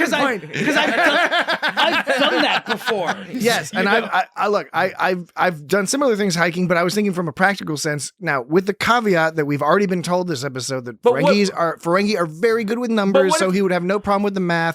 In my mind, if I'm counting how many steps down, I'm not going to reverse it and be like, subtracting a number. I'm just going to start at 1, and I'm just going to remember the ballpark of the previous number. But what if you go down 10 steps and then you go up 5 steps and then go down 6 steps and keep restarting? And so that's so complicated to keep track of because exactly, I don't want to keep track of it. I don't even want to think about it.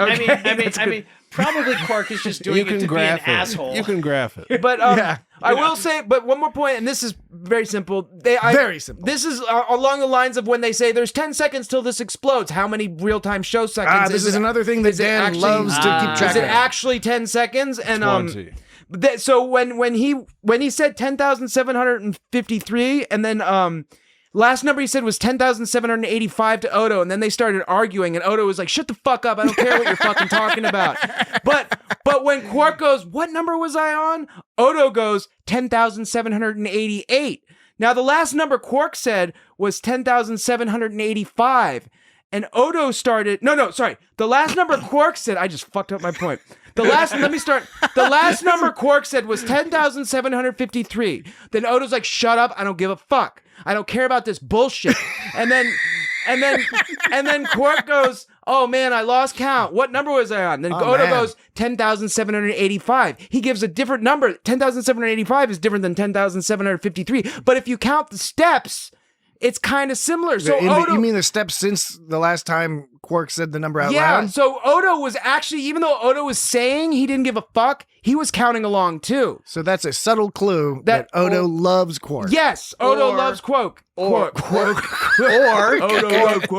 it's still in that hate part of it, and like he just sort of made something up that sounded. Yeah, right he could have tried to fuck him up. Yeah, he could have, which would be funny. Which would be funny. But then the last part is when they said 10,785. Then they actually went like 3 or 4 steps and said 10,788. So it was pretty on point with the show. On point. Anyways, so yeah.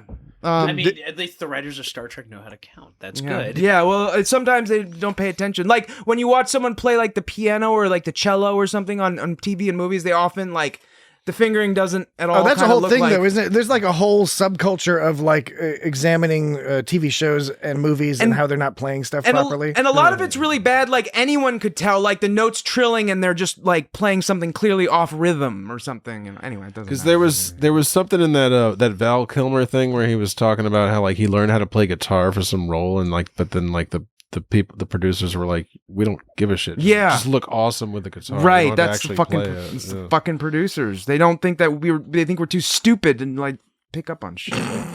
Did you guys catch the Easter egg reference to a Star Trek, the original series episode, a classic episode of Star Trek, the original series? In fact, a classic episode of Star Trek, the original series that we have discussed on this very podcast. The Tholian Web? No, but that's a good guess. Or Tholian Web? That's a good guess. Or the Tholian? But no. The Quark references a card game. Oh, Fizbin. Yes, right. Yes. I should have gotten that because I noticed that when I was watching it. Yeah. And do you know what episode that's from? That's the Gangster Planet. Yes, one, a piece of the action. That's it. We've done that one. We did that one in episode 25. It's like that was a long time ago. It's like a something beats a whatever, except if it's Tuesday. Yeah. I think he worked Tuesday. Now, into it. what I like about this Easter egg is, first of all, it's just cool when there's especially in this era of Star Trek, in the 90s Star Trek, there weren't as many Easter eggs to TOS. Like there was certain stuff that was sort of a carryover, but early in TNG they were like, no, we'll have no Andorians, no Tellarites. We want to like not reference TOS as much. So it's fun when you catch these little references. But in a piece of the action, Kirk invents the game Fizbin. It's not a real game. Right. He invents it in order to fool his captors. Captors. I said that like Captors. censors. So what we have here with Quark is you could say, oh, the writers didn't know, they just said Fizbin because it's a Star Trek word.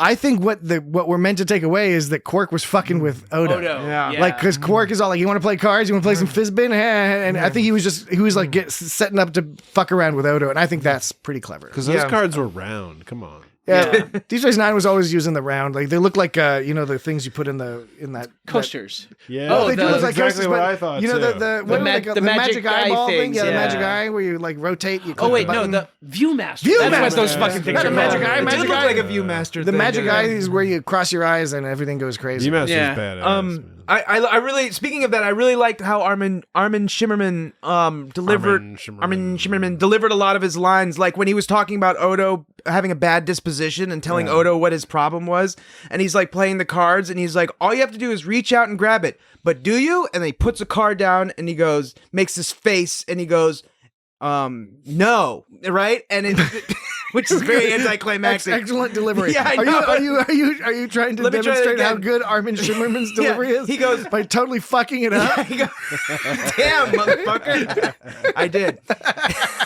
He goes, I'll do it again. He goes, but do you? Boom. No. He's looking at my notes again. Well, I think Dave is trying to look at Dan's you have notes the and Dan is location of particular. where that Johnny grand Notes. jury is right there. Of what? You got the grand jury location. Oh, right yeah, there it's that on we were- Inferna Prime. What? Yeah, what the? Inferna. Yeah, I mean, I great remembered name. that all of a sudden. But like, yeah, Laverna fire first or something.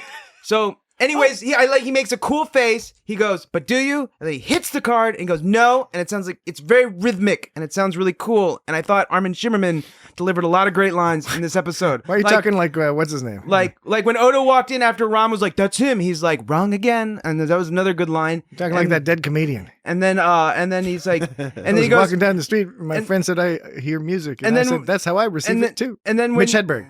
and Turkey, just be yourself.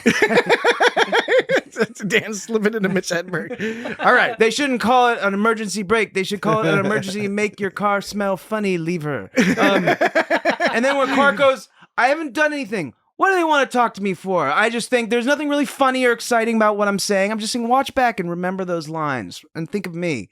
And Yes. All right. Odo. All right, we can do that. Okay, anything else? Otherwise, I think it's about time to Wrap it up. wrap it up. I got to pee. Jesse's got to go to the restroom.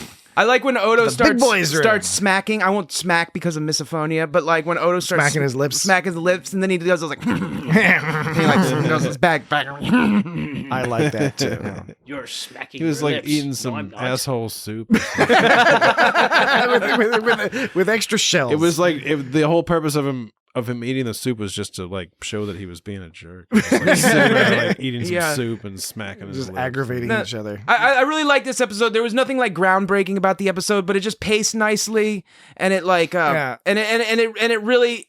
Each scene didn't feel like they were just going through the motions. Yeah, like you I really agree. felt like you were learning something about what was going. It was just a lot of personality that they took for such a plot that's been done a lot of times before. Yeah. They really made it Well their own. executed. And then it did. Some shows, sometimes there's been episodes where it just feels like, okay, they're hitting all the points, but we're not getting anything new from it. Yeah. This one, they made like full use of all the moments. It was great. Deep Space Nine was good at doing these episodes that were we'll just do some character development. Here's one story that's life or death. Here's another story that's completely not, and we'll just jam them together thematically somehow, and somehow it works. So that's why, again, I think there's only really one episode of Deep Space Nine that I really don't like. All the other ones even if they're not great. Are you going to tell us next week or something, or do we? I Have don't know. We'll just let the audience. This guess. is you're long playing this one. I am. This is called generating audience interaction. I thought you were going to say genitals for some reason. No. Because you're a pervert. Yes, you are. Dan the pervert. All right. So with that, thank you very much for, listening to the podcast and all that. Dave, thank you. Thanks, guys. Yes, thanks for joining us this week. Again. Yay, It's good good seeing seeing you. you too. It was great having you. Bring me back for another Deep Space Nine episode. I'll talk more about real. Babylon 5. Absolutely. I gotta watch some episodes of Babylon 5. What we'll do between is you then. tell us an episode of Babylon 5 to watch, and then we'll do a one-off bonus episode called Babylon. Babylon on. It's got Babylon 5. Babylon on 5. Babylon 5. It has us talking about Babylon 5. Yeah. So next week, what do we talk about? Well, the algorithm that Dan's proprietary algorithm picked this week's episode is going to pick next week's episode too. I'm guessing probably a TNG episode. What do you think about that? I'm thinking another DS9 episode. Oh, you think it'll? Oh, what we should? Oh no, I'm saying yes, of course, as we know from gonna past say experience, past tense. the algorithm left to its own devices and not tweaked would immediately tell us to do the same episode again. It did, by the way, suggest past tense again. Several times. past tense. This week. So- but what we're doing is we're going to constrain it. You see, constrain it using digital constraints. Digital restraints. I will hold that the fact that it suggests the same episode is a good thing. Okay, no, I'm not saying it's not. because if it suggests, because it does that sometimes where it's like if we review like what was it, before and after one Yes. week, Star Trek and if Voyager before and and if I after. run the algorithm and it tells us to watch before and after again, that means it's working right, because that means in our episode we talked about before and after, and it was like, oh, based on your conversation, you must want to see before and after next. It's, Yeah, but see, you know? you and I interpreted that differently. I interpret it as a version of Rocco's Basilisk fucking with us and laughing at us, saying like, I want you to watch that. I want you to keep talking about that same episode week after fucking week. Boco's Rascalus. Okay, so anyway, Dan's algorithm will feed this Is it episode. basilisk or basilisk? Basilisk. I always said basilisk. I've heard. Basilisk. I've said Yeah. basilisk. I heard Yeah. someone But say you- basilisk. You before. probably shouldn't listen to me when I say this is how you pronounce stuff, because I just learned that the word for describing like adjective Charles Dickens stuff isn't Dixonian. It's Dickensian. Oh yes, Dickensian. Right, which blew my mind because I've been saying Dixonian. Dixonian for my whole life. Dixonian sounds a lot funnier. Dixonian Institute. That's what I said before I was brutally corrected. Yeah, it's All brutal. right. So we'll Corrected, I just hate it. follow us on social media. You know where to go. Social media or wherever, we'll announce, Over somewhere there. midweek which episode we'll be discussing. Probably TNG. We'll find out. Probably. And to find us on social media, you just go to @It'sGotStarTrek. That's the @ symbol. At Looks like a little snail shell, like Rom would like some snail juice. You So love it. Juiced At snail. @It'sGotStarTrek on It's bubbly Twitter, Instagram, and bubbly. Mastodon, and YouTube. It's /@It'sGotStarTrek. Subscribe to us on YouTube, like and subscribe, and reviews and rates and all Apple that. Podcast. Do all of that good stuff. And Apple Podcast. write us on social media or at feedback@it'sgotStarTrek.com and say, subject line, Patrick's least favorite Deep Space Nine episode. Yeah. And you have to pronounce it that way in the subject line. Least favorite. And take a guess.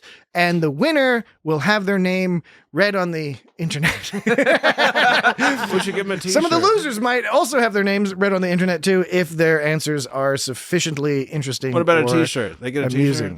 t-shirt. We probably have some t-shirts left over, but Patrick I think they're all like meant to say XXX large. name the episode and why it's his least favorite. Wow. At least name the episode if you can do the and why. But that might even freak me out. I would enjoy that. I enjoy being freaked out a little bit.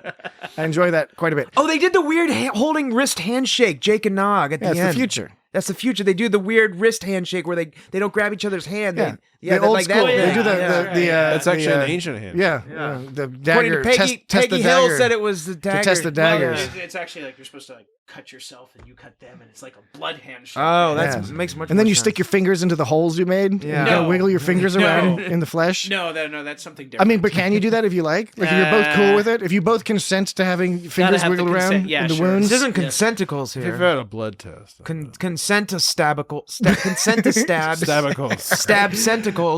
Okay, we will talk to everybody again next week. All right? Yes. All right, bye-bye. Bye. I'll do the clean on the odd number days, and you'll do it on the even ones. We're going to clean every day? No, just the odd and even ones.